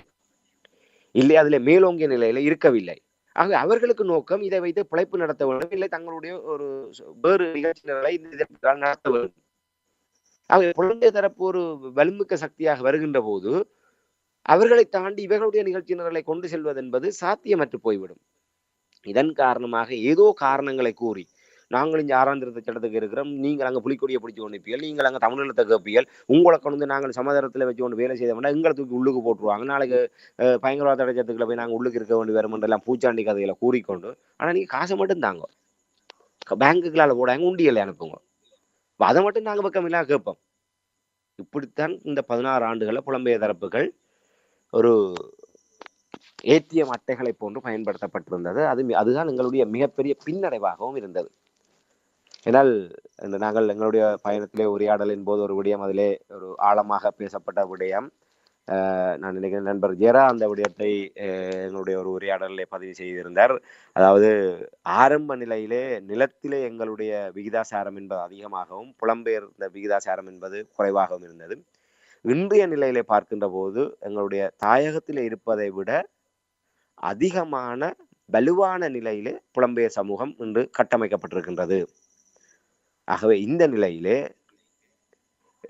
எந்த முன்னெடுப்பாக இருந்தாலும் புலம்பெயர் சமூகம் என்பது நிராகரிக்க முடியாத ஒரு இடத்திலே இருக்கின்றது. அது மேலே ஏற்றுக்கொள்ளக்கூடிய, சிந்திக்க வைக்கக்கூடிய ஒரு கருத்து. இன்று 15 லட்சத்துக்கு மேற்பட்ட புலம்பெயர் தமிழர்கள் என்று அங்கு இருக்கின்றார்கள் என்றால் இன்று அதுக்கு சமாந்தரமான அளவில் தான் நாங்கள் இங்கே இருக்கின்றோம். ஆகவே அது ஒரு தவிர்க்க முடியாத ஒரு அங்கமாக இன்று புலம்பெயர் சமூகம் மாறி இருக்கின்றது. ஆகவே அதையும் உள்ளடக்கியதாக அதுக்கு இருக்கின்ற அந்த முக்கியத்துவத்தை, இந்த தாயகத்திலே நிலவுகின்ற அரசியல், அந்த தீர்வுக்கான முன்னெடுப்பு, இல்லை இது எல்லாவற்றிலுமே அவர்களுக்கான இன்று எங்களுடைய ஒரு காலிலே முள்ளு குத்தியவுடன் கண்ணிலிருந்து நீர் வருவதை போன்று, இல்லை அந்த முள்ளை எடுப்பதை கை உடனடியாக அங்கே துணைக்கு செல்வதை போன்றுதான் எங்களுடைய உடலில் இருக்கின்ற ஒரு அங்கம் தான் புலம்பெயர் சமூகம். ஆகவே இதை தேவைக்கு மட்டுமே நாங்கள் வைத்து கொண்டு போகின்ற அந்த அணுகுமுறை மாற்றம் இதிலே வந்திருக்கின்றது. அது நிச்சயமாக என்னை பொறுத்தவரை மட்டுமல்ல, அந்த நிகழ்வில் பங்கெடுத்த பலராலும் இந்த விடயம் மிக குறிப்பிட்டு சொல்லப்பட்ட விடயமாக அவதானிக்கூடியதாக இருந்தது. அப்படியான பல ஒரு புதுமையான விடயங்கள், அதாவது நாங்கள் ஒரு நம்பிக்கையோடு, இதற்கு பின்னாலே ஒரு நம்பிக்கையோடு பயணிக்கக்கூடிய அளவுக்கு இப்போ இதில் ஒரு நபர்களை முன்னிலைப்படுத்தவில்லை, ஒரு பிரபல்யங்கள் இல்லை, எந்த விதமான ஒரு ஆடம்பரங்களும் இல்லை. ஆனால் அந்த விடயங்கள் எல்லாமே இவ்வாறு மிக நுணுக்கமாக, இதைத்தான் நாங்கள் அளவுகோல்கள் இப்படித்தான் இருக்க வேண்டும். இதுவரை காலமும் எது எது எங்களுக்கு பலகீனமாக இருந்தது, எதை நாங்கள் தவற விட்டோம், எதை நாங்கள் நிராகரித்தோம், அந்த விடயங்கள் எல்லாம் இதில் உள்ளடக்கப்பட்டு இது ஒரு ஒரு பொது மக்கள் கட்டமைப்பாக நிலத்திலும் புலத்திலும் இருக்கக்கூடிய ஒரு மக்களை ஒருங்கிணைத்து அந்த மக்களுடைய அறிவு சார்ந்த தளத்தையும் ஒருங்கிணைத்து இதை தமிழ் மக்களுடைய விடுதலை அரசியலை முன்னகர்த்தி செல்கின்ற ஒரு வலிமிக்க ஒரு படை சக்தியாக இந்த எட்ராவை மாற்றுகின்ற, அந்த எட்ராவை ஏற்றுக்கொள்கின்ற ஒவ்வொருவருமே தானும் அதிலே ஒரு படையணியாக மாறுகின்ற அளவுக்கான மிக கச்சிதமாக இந்த விடயங்கள் எல்லாம் உள்வாங்கப்பட்டு தயாரிக்கப்பட்டிருக்கின்றது. ஆகவே அந்த அடிப்படையில இது நாளைய தினம் கயந்திரமார் அவர்கள் தரப்பு ஏற்பாடு செய்த கூட்டத்துக்கு போட்டியான கூட்டமாக நாங்கள் கருதிவிடும். கயந்திரமார் பொன்னம்பலம் அவர்களுடைய கூட்டம் நாளைய தினம் நல்லபடியாக நடைபெற வேண்டும். அந்த நிகழ்வு ஒரு சில வாரங்களோடு அதனுடைய முக்கியத்துவம் என்பது கடந்துவிடும். எட்ரா என்பது ஈழத்தமிழ் மக்களுக்கான அரசியல் உரிமையை நாங்கள் பெறுகின்ற வரை இந்த எட்ராவினுடைய பயணம் தொடரும். இப்போது நீங்கள் சொல்லுங்கள், எட்ரா நாளைய கூட்டத்துக்கு போட்டியா இல்லை அதற்காக இது உருவாக்கப்பட்டதா? நாளைய கூட்டம் என்பது சந்தர்ப்ப சூழ்நிலைகளுக்காக உருவாக்கப்பட்ட ஒரு சந்திப்பு மட்டும்தான். எட்ரா என்பது ஈழத்தமிழ் மக்களுடைய தலைவிதியை தீர்மானிப்பதற்கான புதிய பாதையினுடைய தொடக்கம். ஆக இதை நாங்கள் அவ்வாறு சிறுமைப்படுத்தி பார்க்க முடியாத, அவ்வாறு நாங்கள் வரையறுக்கவோ கொச்சைப்படுத்தி விடவோ முடியாது என்பதைத்தான் இந்த இடத்துல என்னால் ஆணித்தரமாக கூற முடியும். சிறப்பு நம்பிக்கை தருகிறது ராமேந்திரன். ஈழத்தமிழர் உரிமைகள் பெருமன்று என்ற இந்த ஈழம் தமிழ்ஸ் ரைட்ஸ் அசம்பிளி, நீங்கள் கூறுகின்ற எட்ரா என்ற இந்த இன்றைய இந்த சிவில் சமூகத்தினால் ஒழுங்கு செய்யப்பட்ட இந்த கூட்டம், அதனுடைய பிரகடனம் தொடர்பான விளக்கத்தை தந்திருக்கிறீர்கள். இன்னொரு கேள்வி, ஏனென்றால் நாங்கள் மக்கள் மத்தியில் தெளிவுகளை ஏற்படுத்த வேண்டும். நான் கேள்விகளை கேட்கும் பொழுது சில வழி தவறாக நீங்கள் யோசிக்கலாம், ஆனால் நான் தெளிவுபடுத்துவதற்காக இந்த கேள்வியை கேட்கிறேன். கடந்த காலங்களில் கூட எங்களுடைய சிவில் சமூக அமைப்புகள் நிறைய வேலைகள் செய்தார்கள். அப்பப்பொழுது வருவார்கள், செய்து விடுவார்கள், போய்விடுவார்கள், மறைந்து விடுவார்கள். ஒரு தொடர்ந்து நிதானமான பயணம் இல்லாத ஒரு நிலைமை கடந்து வந்திருந்தது. அதற்கு காரணங்களும் இருக்கலாம், இல்லை என்று நாங்கள் குறை கூற முடியாது. இப்போ நீங்கள் நிறைய விடயங்கள் இதில் எடுத்து காட்டியிருந்தீர்கள். கடந்த கால சிவில் சமூக அமைப்புகளோடு ஒப்பிட்டு பார்க்கும் பொழுது இங்கே கொண்டு வந்திருக்கின்ற இந்த அமைப்பினூடாக, எட்ரா அமைப்பினூடாக, சிவில் சமூக அமைப்பினூடாக, இந்த பிரகடனத்தினூடாக என்ன சாதகம் பாதகமான விடயத்தை நீங்கள் அவதானித்தீர்கள்? உண்மையில் இன்றைய சூழல் என்பது மிக மிக அத்தியாவசியமான ஒன்றாக இருக்கின்றது. உங்களுக்கு தெரியும், அன்றோமர் திசாநாயக அரசாங்கம் ஒரு புதிய தேவதூதர்களாக இன்று அவர்களை முன்னிலைப்படுத்துகின்ற மேற்குலக தரப்புகளும் ஒரு அணுகுமுறையை கையில் எடுத்திருக்கின்றார்கள். திட்டமிட்ட வகையிலே வடக்கு கிழக்கிலே ஜனாதிபதி தேர்தல், அதுக்கு பின்னர் பாராளுமன்ற தேர்தல், அதுக்கு பின்னரான உள்ளூராட்சி மன்ற தேர்தல்களை கிடைத்த வாக்குகளை எண்கணித அடிப்படையிலே வைத்துக்கொண்டு வடக்கு கிழக்கிலே மிகப்பெரிய கட்சி நாங்கள் தான், தமிழ் தேசிய பரப்பில் இருக்கின்ற கட்சிகளை விட எங்களுக்கு தான் அதிகமான வாக்குகளை தமிழ் மக்கள் வழங்கி இருக்கின்றார்கள். ஆகவே வடக்கு கிழக்கு தமிழ் மக்களுடைய நம்பிக்கையை பெற்ற முதன்மையான கட்சியாக தேசிய மக்கள் சக்தி இருக்கின்றது. இது ஒரு பிரச்சாரம். இலங்கையினுடைய சகல மாவட்டங்களிலும் பிரதிநிதித்துவத்தை பெற்ற ஒரே ஒரு தேசிய கட்சியாக தேசிய மக்கள் சக்தி திகழ்கின்றது. சுதந்திர இலங்கையினுடைய வரலாற்றிலே இலங்கையினுடைய 26 மாவட்டங்களிலும் பிரதிநிதித்துவத்தை நேரடியாக அந்த ஒரே சின்னத்துகளாக பெற்ற ஒரே கட்சி தேசிய மக்கள் சக்தி. அது அடுத்த ஒரு முன்வைப்பு. இன மத மொழி பேதமில்லாமல் ஒட்டுமொத்த இலங்கையர்களுமாக ஒரு தேசிய கட்சியை நோக்கி நம்பிக்கையோடு வாக்களித்த முதலாவது சந்தர்ப்பமாக இந்த 2024-25 இவர்கள் பிரகடனப்படுத்துகின்றார்கள். இது வலிந்து ஏற்படுத்தப்படுகின்ற ஒரு பிரச்சாரம். அதாவது சர்வதேச ரீதியாக பொறுப்பு குரல் விவகாரத்திலிருந்து தங்களை முற்றுமுழுதாக விடுவிப்பதற்கான ரணில் விக்ரமசிங்க அரசாங்கமாக இருக்கட்டும், ராஜபக்சே அரசாங்கமாக இருக்கட்டும், பிணையெடுப்பதற்கு முயற்சி எடுத்தார்கள். அனுர அரசாங்கம் தங்களை முற்றுமுழுதாக அதிலிருந்து விடுவிப்பதற்கான வழிமுறைகளிலே பயணித்துக் கொண்டிருக்கின்றார்கள். இந்த வித்தியாசத்தை நாங்கள் புரிந்து கொள்ள வேண்டும். இது மிக மிக ஆபத்தானது. ஒருவர் பிணையிலே விடுவிக்கப்படுகின்ற போது அவர் மீண்டும் அந்த பிணை காலம் முடிவதற்குள்ளாக அந்த தவணையிலே அவர் நீதிமன்றத்திலே முன்னிலையாக வேண்டும். அப்படி அவர் நீதிமன்றத்திலே முன்னிலையாகவிட்டால் பிடிவிராந்து கைது ஆணை பிறப்பிக்கப்பட்டு போலீசாரால் தேடி கைது செய்யப்படுகின்ற நிலைமை உருவாகும். அவர் தப்பிவிட முடியாது. ஒன்று நாட்டை விட்டு சட்டவிரோதமாக எங்காவது தப்பிச் செல்ல வேண்டும். அவர் இங்கே இருப்பாராக இருந்தால் நிச்சயமாக நீதிமன்றத்தினால் கைது ஆணை பிறப்பிக்கப்பட்டு அவர் கைது செய்யப்பட்டு அதை விட கூடுதலான தண்டனை பெறுவதற்கான வாய்ப்புகள் இருக்கின்றது. ஆனால் சந்தர்ப்ப சாட்சியங்களை தங்களுக்கு சாதகமாக வளைத்து, ஏன்னா நீதிமன்றத்தை பொறுத்தவரையிலே சாட்சியங்கள் தான் முக்கியம். அந்த சாட்சியங்களை எங்களுக்கு சாதகமாக நாங்கள் குற்றத்தரப்பாக இருந்தாலும் நீதிமன்ற நடவடிக்கையின் போது சாட்சியங்களால் பார்க்கப்படும். அவர்கள் மற்ற விடயங்களை கூராய்வு செய்து பார்க்க போவதில்லை. ஆகவே நாங்கள் அந்த நீதிமன்ற நடவடிக்கைகளுக்கு ஏற்றவாறு சாட்சியங்களை தயார்படுத்தி அந்த சாட்சியங்களின் ஊடாக முற்றாகங்களை விடுவித்து விட்டோமாக இருந்தால், ஒரு நீதிமன்றத்திலே ஒரு தடவை அந்த வழக்கு தீர்ப்பளிக்கப்பட்டு விட்டால் மீண்டும் அந்த விடயத்தை கொண்டு போய் நாங்கள் இன்னொரு தவறுன்னு சொல்ல முடியாது. ஆகவே அப்படிப்பட்ட ஒரு நிலையிலே ரணில் ராஜபக்சே தரப்பு தங்களை பிணியெடுப்பதற்கு தான் கடைசி வரை முயற்சி செய்தார்கள், போராடினார்கள். அதுக்கு சுமந்திரன் சம்பந்தன் போன்றவர்கள் துணை நின்றார்கள். இன்று சுமந்திரன் சம்பந்தன் போன்ற தமிழ் தரப்பு எடுபிடிகள் கூட தேவையில்லாமல் நேரடியாக அன்றுகுமார திசாநாயக்க அரசாங்கம் சர்வதேச பொறுப்பு கூறல் விவகாரத்தில் இருந்து முற்றுமுழுதாக சிங்கள தேசத்தை விடுவிப்பதற்கான பாதையிலே அவர்கள் பயணித்துக் கொண்டிருக்கின்றார்கள். இதற்கு சர்வதேசமும் உடந்தையாக இருக்கின்றது. உங்களுக்கு தெரியும், ஐக்கிய நாடுகள் மனித உரிமை பேரவையினுடைய ஆணையாளர் செம்மணிக்கு வடக்கு கிழக்கு விஜயம் செய்து செம்மணியை பார்வையிட்டார். அதற்கு பின்னர் ஜனாதிபதியை சந்தித்தார். ஜனாதிபதியை சந்திக்கின்ற போது ஜனாதிபதி சந்திப்புக்கு பின்னரான அவருடைய அறிக்கையில் கூட இந்த விடயம் சுட்டிக்காட்டப்படுகின்றது.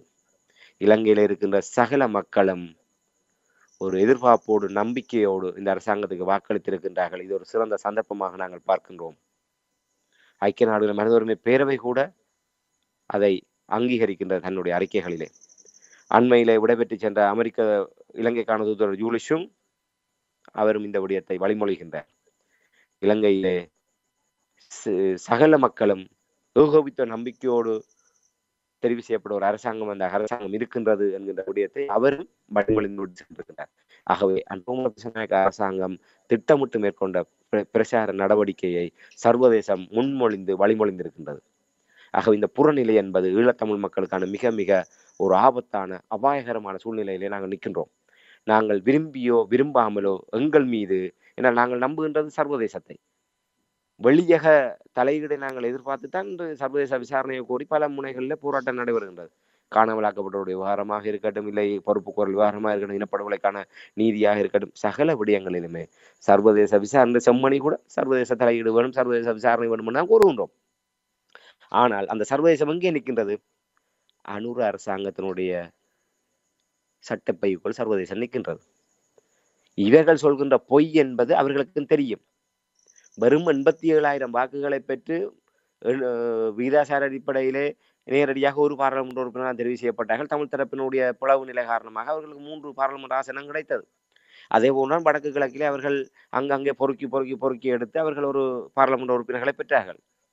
ஆனால் இந்த விடயம் எல்லாம் அவர்களுக்கும் தெரியும். ஆனால் அவர்களுக்கு தேவை இருக்கின்றது அனுரகுமார திசாநாயக்க அரசாங்கத்தோடு இணங்கி போய் முற்றுமுழுதாக அவர்கள் ஊடாக தங்களுடைய நலன்களை இங்கு நிறைவேற்றிக் கொள்ள வேண்டும் என்று. ஆகவே சர்வதேசமும் சிங்கள தேசமும் ஒத்திசைவான போக்கிலே செல்வது என்பது ஈழத்தமிழ் மக்களுக்கான தீர்வுக்கான கதவுகள் முற்றாகவே சாத்தப்படுவதற்கான அபாயம் இருக்கின்றது. இந்த இடத்தில் தான் எட்டாவனுடைய தேவை உணரப்படுகின்றது. இதெல்லாம் எங்கே நடைபெறுகின்றது? 16 ஆண்டுகளிலே இதற்கு நீங்கள் குறிப்பிட்டதை போன்று, இல்லை விமர்சிப்பவர்கள் சொல்வதை போன்று பல முன்னெடுப்புகள் முன்னெடுக்கப்பட்டது. பல சிவில் கட்டமைப்புகள் இருக்கின்றது, பல அரசியல் கட்சிகள் இருக்கின்றது. தமிழ் தேசியத்தையே ஒரு சமரசம் இல்லாமல் முன்னெடுக்கக்கூடியவர்கள் இருக்கின்றார்கள். அவர்கள் இருக்கின்ற போது பிறகு எதுக்கு இந்த எட்ரா? உங்களுக்கு தெரியும், கடந்த ஜெனீவாவுக்கு எத்தனை கடிதங்கள் தமிழ் தாயகத்திலிருந்து 5 6 கடிதங்கள் இங்கிருந்து பறந்தது. அந்த கடிதங்களினூடாக என்ன தாக்கம் ஏற்பட்டது? அதனூடாக நாங்கள் இன்னொரு சிறிய அசவியக்கத்தை ஏற்படுத்தி இருக்கின்றோம். இதை இந்த கடிதம் அனுப்பிய தரப்புகளால் உறுதிப்படுத்த முடியுமா? ஆகவே இந்த 16 ஆண்டு கால ஏமாற்றத்தினுடைய ஒரு வெளிப்பாடுதான் சர்வதேசமும் அனுர அரசாங்கமும் சேர்ந்து அவர்களை இந்த விடயத்தில் இருந்து விடுவிப்பதற்கான நகர்வுகளை நோக்கி நகர்ந்து கொண்டிருக்கின்றார்கள். இந்த புறநிலையில் 159 என்கின்ற மிருகத்தனமான பெரும்பான்மையோடு இந்த அரசாங்கம் இருக்கின்ற நிலையிலே புதிய அரசியலமைப்பை கொண்டு வரப் போகின்றோம் என்று சொல்கின்ற போது ஒரு கடுகளவு நம்பிக்கை கூட இல்லை தமிழ் மக்களுக்கு சாதகமாக இதில் இடம்பெறும் என்று கடுகளவு நம்பிக்கை கூட நாங்கள் வைக்க முடியாது. நாங்கள் நம்புகின்ற சர்வதேசம் அனுராவினுடைய சட்டப்பைக்குள் இருக்கின்றது. அனுர அரசாங்கம் ஒட்டுமொத்தமாக தேசிய விவகாரம் என்ற பெயரில் நாங்கள் எல்லா மக்களுடைய வரிகளை உணர்ந்தவர் சொன்னாலும் இந்த தமிழ் மக்கள் எதிர்பார்க்கின்ற தையிட்டு விவகாரமோ குறுந்தூர் விவகாரியோ இல்லை இந்த தொல்பொருள் திணைக்களம் வனஜீவராசிகள் திணைக்களம் பல்வேறு விடயங்களினூடாக அபகரிக்கப்பட்ட எந்த விடயங்களுக்குமான ஒரு சிறிய சமிக்கைகளோ கூட வெளிவரவில்லை.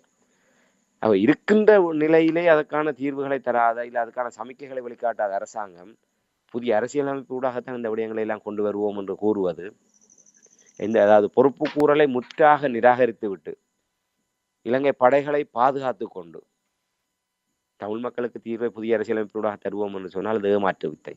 ஆகவே இவர்களும் தரப்போவதில்லை, சர்வதேசம் அதுக்கு அழுத்தம் கொடுக்க போவதில்லை. என்றால் அவர்களுக்குள் இருக்கிற இணக்கப்பாடு என்பது அவர்களுடைய பிராந்திய நலன் சார்ந்தது, இலங்கை தீவை மையப்படுத்திய நலன் சார்ந்தது அவர்களுடைய. ஆகவே அதை மட்டும்தான் அவர்கள் பேரம் பேசுவார்கள்.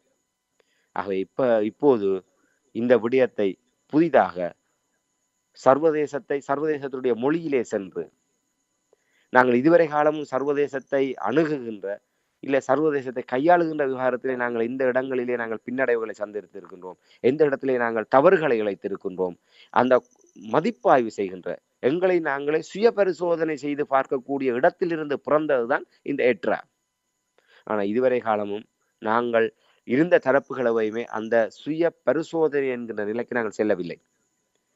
நாங்கள் இதுவரை காலமும் ஜெனீவாவுக்கு இன்ப சுற்றுலா சென்றோம், வருடத்திலே 3 தடவை. ஒன்று மார்ச் மாதம், அநேகமாக மார்ச் இல்லாட்டி செப்டம்பர் அமர்வுக்கு இன்ப சுற்றுலா செல்வார்கள். அந்த ஜூன் அமர்வு என்பது சாதாரண ஒரு நிலையில கடந்து செல்கின்ற போது அது பெரிய அளவிலே கணக்கில் எடுப்பதில்லை. ஆனால் அதுக்கும் சில தரப்புகள் சென்று வந்தார்கள். இப்போது இருந்த இடத்திலிருந்து அறிக்கைகளை விட்டுக் கொண்டிருக்கின்றார்கள். இதனூடாக நாங்கள் அதை முன்ன குறிப்பிட்டதை போன்ற ஏதாவது ஒரு செயல் விளைவை ஏற்படுத்தி இருக்கின்றோமா என்கிற சுய பரிசோதனை யாராவது செய்திருக்கின்றார்களா? அதற்கான சர்வதேச மொழி இவர்களுக்கு தெரியுமா? சர்வதேச தொடர்பாடல் இருக்கின்றதா? இல்ல விவகாரங்களோடு நேரடியாக தொடர்புடைய புலம்பெயர் புத்திஜீவிகளை இல்ல புலம்பெயர் செயற்பாட்டாளர்களை இவர்கள் தங்களுடைய அந்த ஆலோசனை வட்டத்துக்குள்ளோ தங்களுடைய அந்த வட்டத்துக்குள்ளோ உள்வாங்கி இருக்கின்றார்களா? இது எல்லாவற்றுக்குமே இல்லை இல்லை இல்லை இல்லை என்பதுதான் பதில்.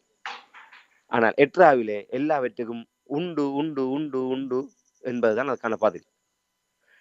16 ஆண்டு காலமாக இதெல்லாம் இல்லை இல்லை இல்லை என்று இருந்ததோ இதிலே எல்லாமே சாத்தியமாக்கப்பட்டு உள்வாங்கப்பட்டு கொண்டு வரப்பட்டதான் இந்த எட்ரா. ஆகவே நாங்கள் இது ஒரு புதிய 10ஓடு 11ஆக கடந்து போகின்ற விடயம் அல்ல. அந்த 10க்குள்ளும் முத்தாக இது வரக்கூடிய ஒன்றாகத்தான் இந்த எட்ரா கட்டமைக்கப்பட்டிருக்கின்றது என்பதை இன்றைய இந்த ஒரு நாள் அந்த பயணத்திலே அதனுடைய வெளிப்பாட்டிலே உணரக்கூடிய ஒன்றாக இருக்கின்றது. இது செயல்படுத்தப்படுகின்ற போது இன்னும் நாங்கள் விரிவாக அந்த விடயங்களெல்லாம் நாங்கள் பார்த்தோமானால் நீங்கள் ஒவ்வொரு உறவுகள் தேசம்.assembly.org என்கின்ற அந்த இணையதளத்திலே சென்று அந்த பிரகடனத்தையும் இந்த எட்ராவினுடைய கொள்கை நிலைப்பாடுகளை நீங்கள் வாசித்தறிந்தால் ஒவ்வொரு பந்தியிலே நீங்கள் வாசிக்க நீங்கள் புத்துணர்ச்சி பெற்றவர்களாக மாறுவீர்கள். நீங்கள் அந்த வாசித்து அந்த முடித்து இறுதி அத்தியாயத்துக்கு வருகின்ற போது நான் இதுவரை நாங்கள் உரையாடிய விடயங்கள் எல்லாம் இதைவிட உங்களுக்கு பல மடங்கு ஒரு உற்சாகம் உங்களுக்கு வரக்கூடிய ஒரு நிலைமை இருக்கு. ஆகவே இந்த எட்ரா என்பது இந்த காலத்திலே மிக மிக முக்கியம். அதிலும் இந்த அனுரகுமார திசாநாயக்க அரசாங்கம் இந்த நிலையிலே இந்த விடயத்தை அரசியலமைப்பை கொண்டு வருகின்ற போது இன்று சுமந்திரன் தரப்பு ஒரு பக்கம் இந்த விடயத்தை கையாளுகின்றது, கயேந்திரகுமார் தரப்பு ஒரு பக்கம் கையாளுகின்றது, இன்று சங்கு தரப்பு சுமந்திரனோடு நிற்கின்றது. அப்ப இது இப்படி நாங்களாக பிளவுபட்டிருக்கின்றோம், இதிலே நாங்கள் ஒன்றுபட போவதில்லை. அவர்கள் ஏக்கிய ராஜ்யம் என்கின்றார்கள், இவர்கள் சமஸ்டி என்கின்றார்கள். ஆக இதுல எதையுமே சிங்கள தேசம் கருத்தில் எடுக்க போவதில்லை. ஏனென்றால் அவர்கள் நாங்கள் ஒட்டுமொத்த மக்களினாலுமே தெரிவு செய்யப்பட்ட அரசாங்கம் என்கின்ற ஒரு அங்கீகாரத்தை தங்கள் வசம் வைத்திருக்கின்றார்கள், சர்வதேச ஏற்றுக்கொள்கையோடு. அப்போது அவர்கள் என்ன சொல்ல போகின்றார்கள்? நீங்கள் எல்லாம் போய் ஓரமா போய் அதுல இருங்கோ, தமிழ் மக்கள் எங்களுக்கு வாக்களிச்சிருக்கிறோம், அந்த பொறுப்பு எங்களுக்கு இருக்குது, தமிழ் மக்களுக்கு என்ன செய்யணும் எங்களுக்கு தெரியும், ஆகவே நாங்கள் அரசியலமைப்புல தமிழ் மக்களுக்கு என்ன செய்யணும்ன்றதை நாங்கள் பார்த்துக்கொள்றோம், நீங்க போய் ஓரமாயிருங்க. இதை மீறியவர்களால் என்ன செய்ய முடியும்? இங்க கூட்டத்தை போட முடியும், அறிக்கையை விட முடியும், போய் கத்த முடியும். இல்ல இதை விட ஏதாவது அரசியல் நெருக்கடி ஏற்படுத்தக்கூடிய வகையிலான போராட்டத்துக்கு செல்வினமோ இல்ல 16 வருஷத்துல அப்படியான ஒரு ஒரு ஒரு சமிக்கை எங்களுக்கு வேற யாரும் காட்டியிருக்கணுமோ? ஏதாவது ஒரு விஷயத்துல அரசாங்கத்தின் சட்டையை பிடிச்சு உழுக்குற மாதிரி எங்களோட பாராளுமன்ற பிரதிநிதித்துவத்தை வைத்துக்கொண்டு நாங்கள் ஏதாவது ஒரு அரசியல் நெருக்கடியை ஏற்படுத்தி இந்த விடயங்களை எங்களுக்காக பெற்றுக்கொள்ளக்கூடியதாக ஒரு விடயத்தை செய்திருக்கிறோமா? இல்ல. அப்ப என்ன நாங்கள் இங்க வர போறோம். இங்கேயும் நாங்கள் ஒரு அடையாளபூர்வமான செயல்பாடாகத்தான் இந்த அரசியலமைப்பு வார்த்தையும் கையாள போகின்றோம். ஏன்னா விரும்பிய விரும்பாமலும் மக்கள் 8 பாராளுமன்ற உறுப்பினர்களை தமிழிசை கட்சிக்கு கொடுத்திருக்கிறோம். இன்று அந்த 8 பாராளுமன்ற உறுப்பினர்களும் சுமந்திரன் சாணக்கியனுடைய கட்டுப்பாட்டுக்குள்ள போட்டுது. இதை நாங்கள் எப்படி கையாள போறோம்? இன்றைக்கு செல்வம் அடைக்கலனாலும் இந்த சுமந்திரன் அணிகளை போட்டார். கயந்திரா பொன்னம்பலம் மட்டும் தனிச்சு நிற்கிறார். அப்ப அவர் தனிச்சு என்ன செய்ய முடியும்? ஒன்றும் செய்யலாது. அப்ப இந்த இடத்துல அரசியல் தரப்பையும் சரியாக நெறிப்படுத்தி இல்லை அவர்களையும் இதுக்குள்ள கொண்டு வந்து இல்லை இதை அவர்களும் வலுப்படுத்தக்கூடியதான ஒரு அமைப்பாக இது முகிழ்ந்திருக்கு. ஏன்னா இதுல எந்தவித அரசியல் பின்புலவும் இல்லை. இது அரசியல் நோக்கத்துக்காக இதை இடையில விட்டுட்டு போற தரப்பும் இல்லை. மிக தெளிவாக சரியாக இந்த விடயங்கள்லாம் திட்டமிடப்பட்டிருக்கு. ஆகவே எட்ரா என்பது இந்த 16 ஆண்டு கால இந்த வரலாற்று இருட்டில எங்களுக்கு மிக நம்பிக்கையோடு இது வெறுமனே ஒரு குருட்டு வெளிச்சம் கூட அல்ல. மிக தெளிவாக ஆணித்தரமாக அந்த வெளிச்சத்தை நோக்கி பயணிக்கக்கூடியதான ஒரு நிலையை இந்த எட்ரா ஏற்படுத்தியிருக்கிறதா நான் நம்புறேன்.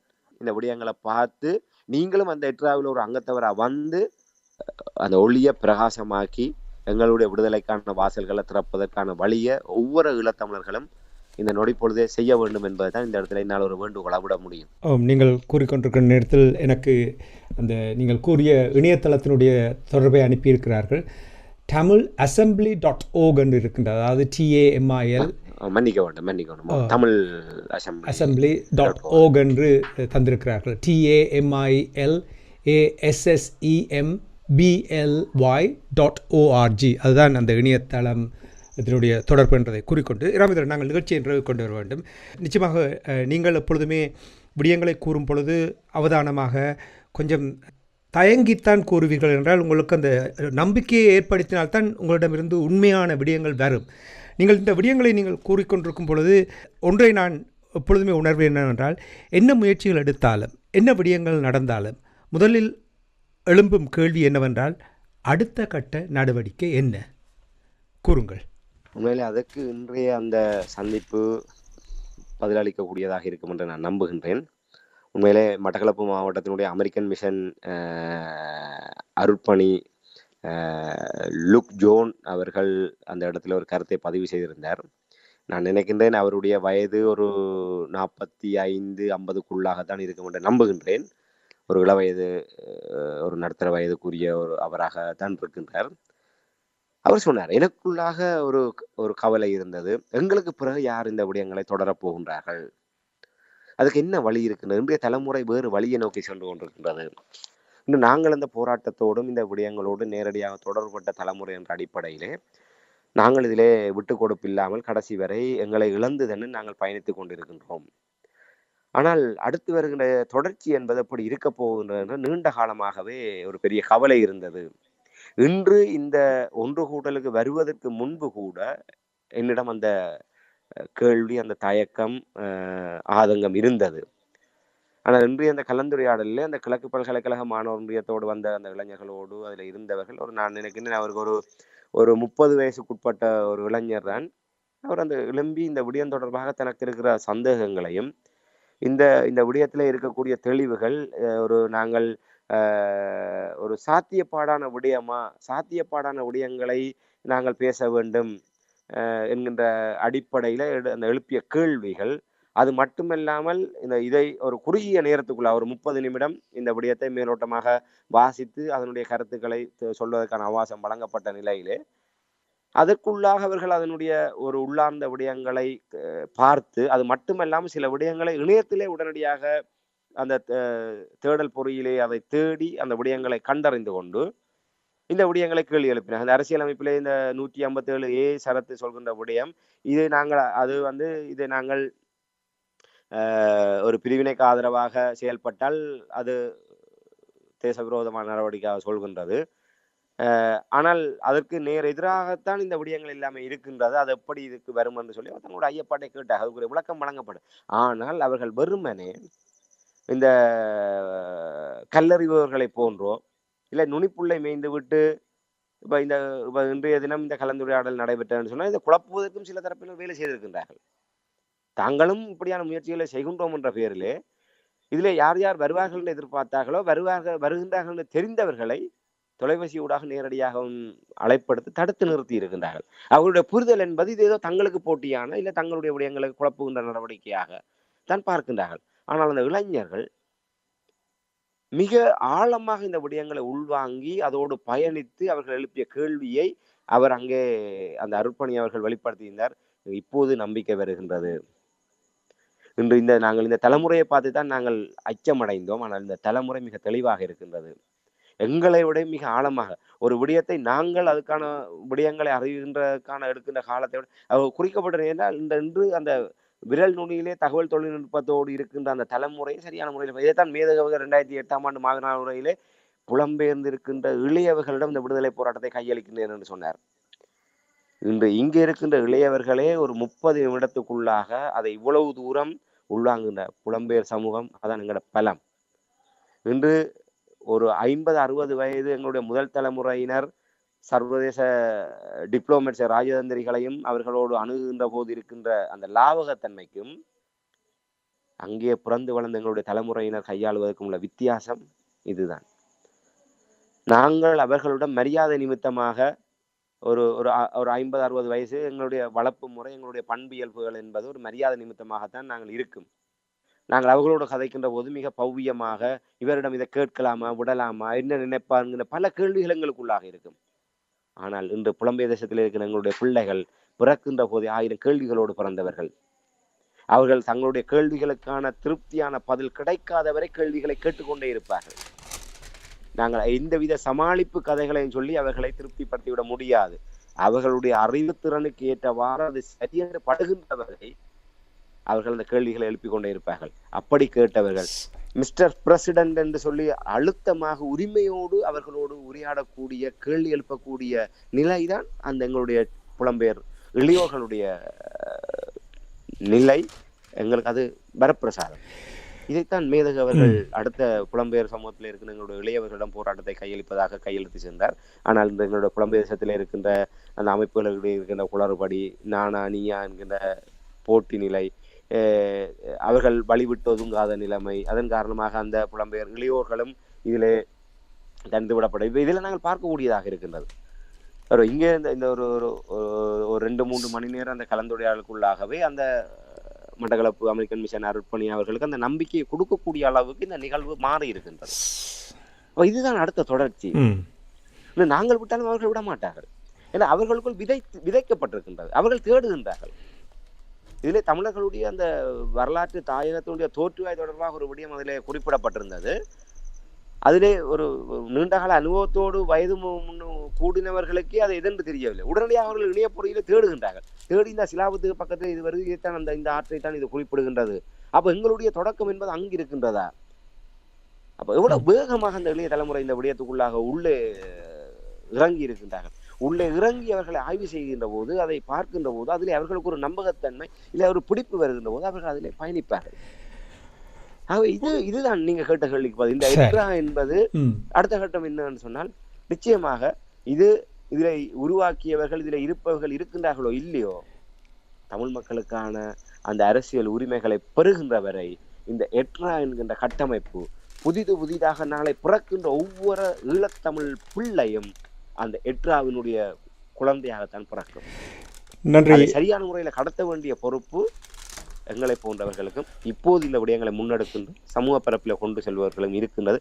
அதை சரியான முறையில செய்வோமாக, சமூகமயப்படுத்துவோமாக இருந்தால், நான் சொன்னதை போன்று இனி வருங்காலத்தில் பிறக்கின்ற ஒவ்வொரு பிள்ளையும் எட்ராவினுடைய குழந்தையாகத்தான் பிறக்கும். சிறப்பு ராமேந்திரன், நீங்கள் கூறும் பொழுது உங்களுக்கும் நிறைய நம்பிக்கையை தந்திருக்கின்றது. நீங்கள் கூறுவதை எனக்கு நம்பிக்கை தந்திருக்கின்றது. இப்பொழுது நாங்கள் உரையாடி கொண்டிருக்கின்ற நேரத்தில் கேட்டுக்கொண்டிருப்பவர்களுக்கு நம்பிக்கை அளிக்கும் என்று இதில் 2 முக்கியமான விடயத்தை நீங்கள் கூறியிருக்கிறீர்கள். ஒன்று, குடிசார் அமைப்பு சிவில் சமூகத்தினரால் இது நடத்தப்படுகின்றது. சட்ட திட்டங்களை உன்னிப்பாக அவதானித்து பிரகடனத்தை வரைந்திருக்கிறார்கள், வெளியிட்டிருக்கிறார்கள். இனி இப்போ ரீதியாக நீங்கள் கூறினீர்களே, இதைத்தான் நாங்கள் அடிக்கடி கூறுகிறோம். இளைய தலைமுறையினர் இங்கே ஈடுபட வேண்டும். அவர்களுடைய தலையீடு தான் தமிழ் மக்களுக்கு ஒரு விடிவை பெற்றுத்தரும், அடுத்த கட்ட விடிவை பெற்றுத்தரும் என்பதை இங்கே நீங்கள் கூறுவதிலிருந்து வைத்து நாங்கள் உறுதியாக கூறக்கூடியதாக இருக்கின்றது. எங்களுடைய நேயர்களுக்கு நான் மீண்டும் அந்த இணையதளத்தினுடைய முகவரியை கூறிவிடுகிறேன். tamilassembly.org TAMILASSEMBLY.org.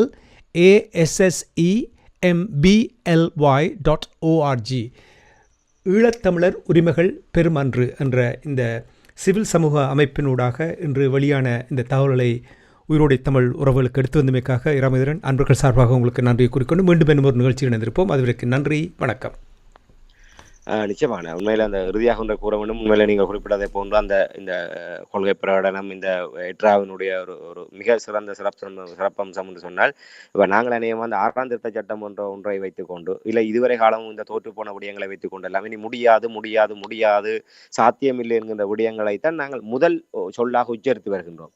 ஆனால் இதிலே அதனுடைய முத்தாய்ப்பான விடயமே நீங்க 157A சரத்தின்படி இதை அதற்குள்ளாக இது ஒரு பிரிவினைவாதமாகவோ இல்லை அதற்கு நிகரான நடவடிக்கையாக பொருள் கோடல் செய்துவிடக் கூடாது என்கின்ற கோரிக்கை மட்டுமல்ல, உச்ச நீதிமன்றத்தினுடைய தீர்ப்பொன்றை அடிப்படையாக வைத்துக் கொண்டே அரசாங்கத்துக்கு ஒரு ஆலோசனை சொல்கின்ற வகையிலே இது ஒரு நம்பிக்கை அளிக்கக்கூடிய வகையில இருக்கின்றது. ஏன்னா எல்லோருக்குமே ஒரு கேள்வி இருக்கின்றது, இது ஏன் நாங்கள் அரசியல் சார்ந்து இருக்கின்றோம் என்று சொன்னால், நாளைக்கு எங்களுக்கு ஒரு பிரச்சனை ஒன்று வந்தாலும் ஒரு புலனாய்வாளர் நெருக்கடி வருகின்ற போது இல்லை ஒரு கைது நெருக்கடி வருகின்ற போது அரசியல் தரப்போடு நின்றால்தான் எங்களை பாதுகாத்துக் கொள்ள முடியும். நாளை இதிலே நாங்கள் பயணிக்கின்ற போது இது ஒரு பயங்கரவாத நடவடிக்கையாக சொல்லி எங்கள் மீதான புலனாய்வு நடவடிக்கை வந்து எங்களை யார் பாதுகாப்பது என்பது இந்த பயணத்திலே இந்த கூட்டத்துக்கு முன்னரான பயணத்திலே உரையாடப்பட்ட ஒரு விடயம். ஆனால் அங்கே சென்று இந்த பொருள் கோடலை அங்கே சுட்டி காட்டிய போது இதற்கான பதில் அங்கே கிடைத்தது. ஆகவே ஒரு நம்பிக்கை போராடுகிற ஒவ்வொருவருக்கும் இது நாங்கள் அரசாங்கத்திற்கு இது தெளிவான ஒரு வரையறை. இப்படி யாருமே இதுவரை இந்த விடயத்தை வெளிப்படுத்தியதில்லை. இலங்கையினுடைய ஒரு நீதிமன்ற கட்டமைப்பினூடாகவே இந்த 157(1) அந்த சரத்து வந்து அதை எப்படி நாங்கள் அரசியலமைப்பு விவகாரம் தொடர்பாக எங்களுடைய நிலைப்பாடுகளை வெளிப்படுத்துகின்ற போதோ ஆராய்கின்ற போதோ இல்லை அதை நாங்கள் எதிர்த்து அந்த விடயங்களை முன்வைக்கின்ற போதோ இது அரசுக்கு எதிரானதாக பொருள் கோடல் செய்ய முடியாது என்கின்ற விடயம் இலங்கையினுடைய நீதிமன்றமே சொல்லி இருக்கு. ஆக அந்த தீர்ப்பை எடுத்து வைத்து இதுல ஈடுபடுபவர்களுக்கு ஒரு தன்னம்பிக்கையை கொடுத்திருக்கின்றது. அது இப்படி பல விடயங்கள் இப்ப இது ஒரு உண்மையில ஒரு சாத்தியமான இந்த ஒரு விடயத்தை வைத்துதான் இங்க இருக்கிற அத்தனை பேருமே பயமுறுத்தி வைத்திருந்தார்கள். 6ஆம் திருத்த சட்டம் நாங்கள் அதை பேசக்கூடாது இதை பேசக்கூடாது அந்த பூச்சாண்டி தண்டத்துக்குள்ளாகவே எங்களை எல்லாருமே முடக்கி வைத்துக் கொண்டு நாங்கள் இப்படி போனாதான் இப்படி நாங்கள் குறுக்கு வழியால ஒளிஞ்சு போகணும் எல்லாம் பயது. ஆனா இது அப்படி இல்லை, நேர்வழியிலேயே எங்களுக்கு என்ன வேணுமன்றதை இதுல கேட்கறதுக்கான ஒரு வாய்ப்பை இது உருவாக்கி இருக்குது. ஆகவே இது மிக சிறந்த ஒரு உண்மை நீங்க சொன்னதை போன்று மிக இலகுவாக நான் ஒரு விடயத்துக்குள்ளாக திருப்திப்பட்டு போகின்ற ஒரு நபர் அல்ல. எங்களுடைய பார்வை, எங்களுடைய எதிர்பார்ப்பு, எங்களுடைய அளவுகோல் எல்லாமே தமிழ் இனத்துக்கான எங்களுடைய விடுதலை அரசியலினுடைய உண்மைத்தன்மை, அதற்கான உள்ளார்ந்தமான நிலைப்பாடு, அந்த அந்த எண்ண அலவரிசை என்பது ஒத்துப்போகின்ற இடத்தில் தான் எங்களாலும் இப்படியான ஒரு திருப்தியான நிலையில அந்த விடயங்களை வெளிப்படுத்தக்கூடியதாக இருக்கும். அந்த வகையிலே எனக்கே ஒரு நிறைவாக இருக்கின்றது. உண்மையில பல தடைகள் இருந்தது இன்றைய நாள் அந்த நிகழ்வுக்கு செல்வதற்கு. ஆனால் சென்று அந்த நிகழ்விலே பங்கு பெற்றியதற்கு பிற்பாடு மிக ஒரு திருப்திகரமாக உணர்கின்றேன். அந்த அளவுக்கு நீங்களும் இந்த தமிழ் assembly.org என்கின்ற அந்த இணையதளத்திலே சென்று ஒவ்வொருவரும் பார்க்கின்ற போது நீங்களும் அந்த எட்ராவாக நீங்கள் உங்களை உணரக்கூடிய அந்த பெருமை நிலையை நீங்கள் அடைவீர்கள் என்பதை மீண்டும் நான் கூறிக்கொண்டு வாய்ப்புக்கு நன்றி.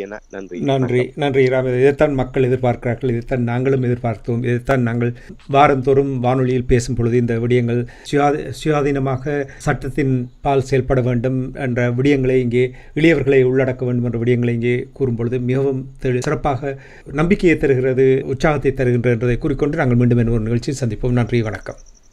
நிச்சயமாக நன்றி, வணக்கம். எமது பார்வையாளர்களுக்கு வணக்கம்.